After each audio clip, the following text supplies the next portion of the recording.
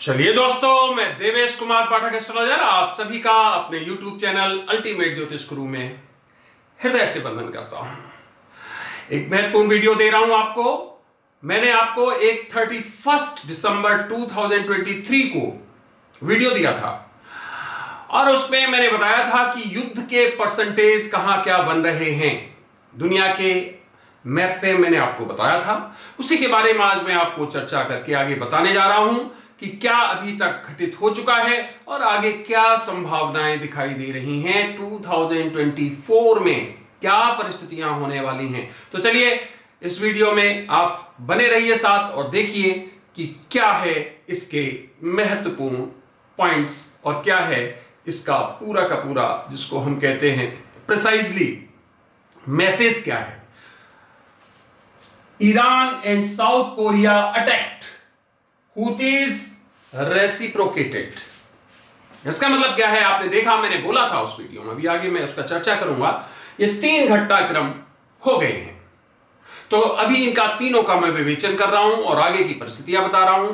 आगे बढ़ने से पहले अगर चैनल अभी तक सब्सक्राइब नहीं किया है तो चैनल सब्सक्राइब कर लीजिए, क्योंकि यहां पर मैं आपको भविष्य में घटित होने वाली घटनाओं के बारे में पहले ही बताने का प्रयास करता हूं और आप देखते होंगे कि घटनाक्रम कुछ उसी तरह घटित होता पाया जाता है। जैसा कि अभी आप देखेंगे जो मैं आपको बताने जा रहा हूं उसमें भी ऐसा ही हुआ कि मैंने जो बोला और वो घटित होने में बहुत ज्यादा समय नहीं लगा। शेयर करिए अपने ग्रुप्स में और कंटेंट्स अच्छे लगते हैं तो लाइक भी करिए। चलिए अब क्या है महत्वपूर्ण को मैं आपको बता रहा हूं। 31 दिसंबर को जो मैंने बताया था कि युद्ध के क्या परसेंटेज हैं दुनिया के अलग अलग कोनों में, उसमें मैंने आपको बताया था सबसे ज्यादा ऊर्जित प्रदेश ईरान का है। मध्य एशिया का पूरा क्षेत्र बताया था, जिसमें कुछ यूरोप का भी भाग था और साथ ही साथ मध्य एशिया का भाग 29% उसको बताया था हमने। साथ ही साथ अजरबैजान और अर्मीनिया का भी एक परसेंटेज था उसमें, आई थिंक दैट वाज 13% और ऐसा कुछ था। तो इस तरह से अगर देखें तो 45% तक वो एक क्षेत्र बन रहा था ऊर्जित। आपने देखा होगा कि मैंने 31 दिसंबर को यह वीडियो दिया और मैंने कहा था कि हो सकता है मैं वीडियो दूं और उसके 2-3 दिन के अंदर ही ईरान के साथ कुछ बड़ी घटना घटित हो जाए, ईरान में कोई स्ट्राइक हो जाए या कुछ ऐसी घटना घटित हो जाए। आपको पता है कि 2 दिन के बाद ही वो सब कुछ हो गया। आई थिंक 2nd या 3rd को घटित हो गई वो घटना, जिसमें कि काफी ब्लास्ट हुए और उन ब्लास्ट में ईरान के कई नागरिक मारे गए और कई बुरी तरह से घायल हुए, इंजर्ड हुए। तो इतना ऊर्जित प्रदेश था वो, मुझे दिखाई दे रहा था कि यहां घटना जल्दी ही घटित होने वाली है और भी आगे घटनाएं घटित होने वाली हैं, उनके बारे में मैं आपको बता रहा हूं। लेकिन मैं वो बता रहा हूं कि ऊर्जित प्रदेश मैंने कहा इसमें हो सकता है बहुत जल्दी घटना घटित हो जाए। मेरे वीडियो के बाद आप देखेंगे कि अगले ही वीक हो जाए, ऐसा कुछ बोला है मैंने उसमें। मैं उसका लिंक भी दे दूंगा वीडियो का, आप जाके देखिए उसमें। और देखिए 3 दिन गुजरे और वो घटनाक्रम हो गया। इसी तरह से मैंने उसमें बताया था दूसरा पॉइंट कि प्रभावित जो क्षेत्र हैं उसमें परसेंटेज वाइज मैंने नॉर्थ कोरिया साउथ कोरिया बताया था, अगर आपको याद हो। नॉर्थ कोरिया और साउथ कोरिया के परसेंटेज बताए थे, वो भी 12 से 14% कुछ ऐसा था। और देखा आपने नॉर्थ कोरिया ने साउथ कोरिया पर 200 गोले लगातार दाग दिए। ये कल का घटनाक्रम है और लगातार कल या परसों का लगातार 200 गोले दाग दिए। वहां पर भी युद्ध जैसी परिस्थितियां बन रही हैं। जिस द्वीप पे यह किया गया है उस द्वीप को खाली करने का ऑर्डर दिया गया है साउथ कोरिया के द्वारा। और अब एक तरह से यूएस जो है यूनाइटेड स्टेट्स मीटिंग बुला रहा है यूएनओ की, जिसमें आपका जो सिक्योरिटी काउंसिल होती है उसकी मीटिंग, विशेष मीटिंग बुलाई जा रही है। इसका मतलब वहां भी परिस्थितियां एकदम बिगड़ सी गई हैं। 200 गोले साउथ कोरिया की भूमि पर दागे गए हैं नॉर्थ कोरिया के द्वारा और वहां पर मिलिट्री एक बड़े पैमाने पर आमने सामने आ गई है। उसी में मैंने जापान का भी बताया था। इसका मतलब वो क्षेत्र भी बहुत ऊर्जित है बुरी तरह से, पूरी तरह से।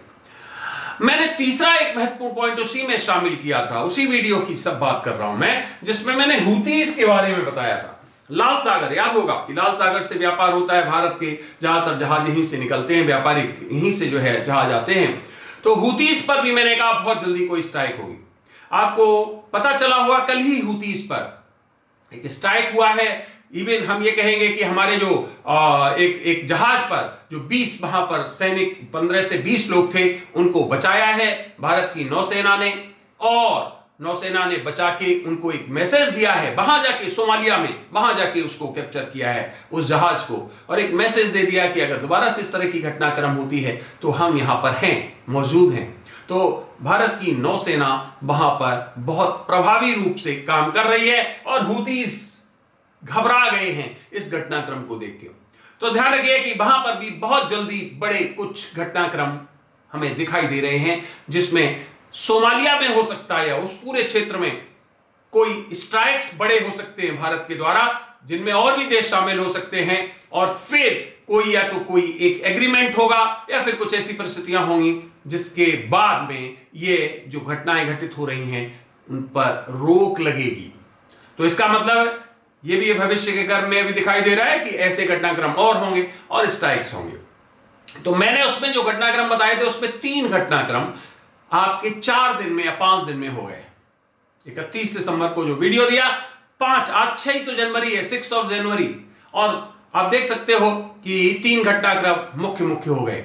अभी क्या आगे परिस्थितियां हैं वो मैं आपको बताने जा रहा हूं इस वीडियो के तहत। आगे देखिए, इजराइल हमने बताया था किसी के कहने से नहीं रुकेगा, मेरे पुराने वीडियोस देखिए आप, इजराइल किसी के कहने से नहीं रुकेगा, लेकिन इजराइल इस बार बहुत मूल्य चुकाएगा। याद होगा आपको, मैंने वीडियोस में कहा था वही हो रहा है, इजराइल रुक नहीं रहा है, पूरे गजा को बमबारी कर रहा है और क्षेत्रों में भी कर रहा है, जहां उसको जो दिखाई दे रहा है उस पर बमबारी कर रहा है, लेकिन इसका रिटेलिएशन होगा। बस परिस्थितियां उसी तरफ जा रही हैं।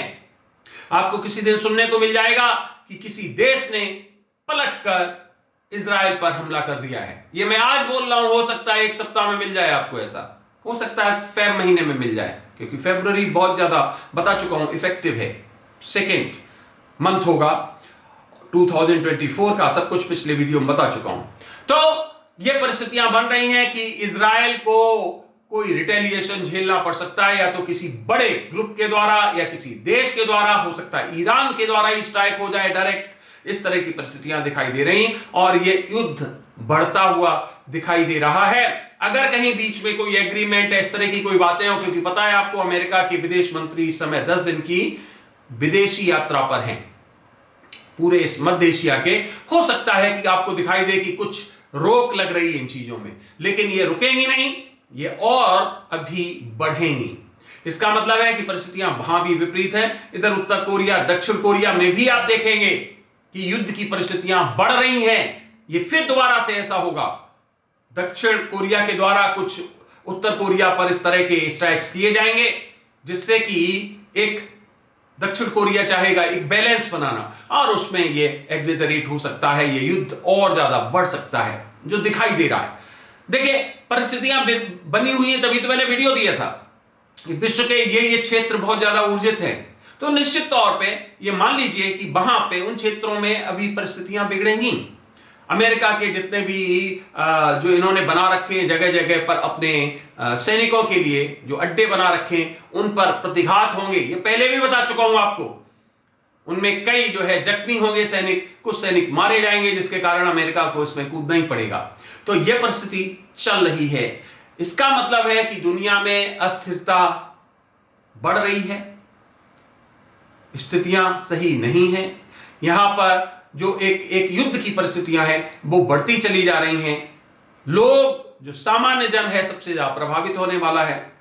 लाखों लोग प्रभावित हो चुके हैं, लाखों सैनिक मारे जा चुके हैं, लाखों लोग शिविरों में बुरी जिंदगी जी रहे हैं, लाखों लोग गजा में और अब फिलिस्तीन में, और जो आपका अगला जो पूरा का पूरा क्षेत्र है वो, उसमें चाहे वो इजरायली क्यों ना सही, मारे जा चुके हैं, और लाखों फैमिली जो है वो त्राहे त्राहे कर रही हैं। इसका मतलब है पूरी दुनिया में त्राहे त्राहे मची हुई है।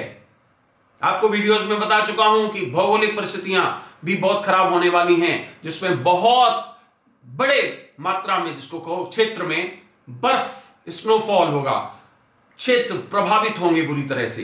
किन्हीं क्षेत्रों में आप देखोगे सूखा की परिस्थितियां आ रही, कुछ क्षेत्रों में आप देखोगे भयंकर जिसको कहते हो वोल्केनोज आ रहे हैं, या स्टॉर्म्स आ रहे हैं, बड़े बड़े हवा के, जिसको आप कहते हो दाब वाले जो होते हैं, वो आंधियां आ रही हैं, तूफान आ रहे हैं, या फिर वोल्केनोज हो रहे हैं, या फिर आपको जिसको कहते हो हरिकेन्स कहते हो, वो आ रहे हैं। इस तरह की परिस्थितियां आपको दिखाई देंगी अलग अलग क्षेत्र में, जो समुद्री दबाव के कारण अलग अलग क्षेत्रों में वायु दाब जो होता है उसके कारण ये परिस्थिति उत्पन्न होगी।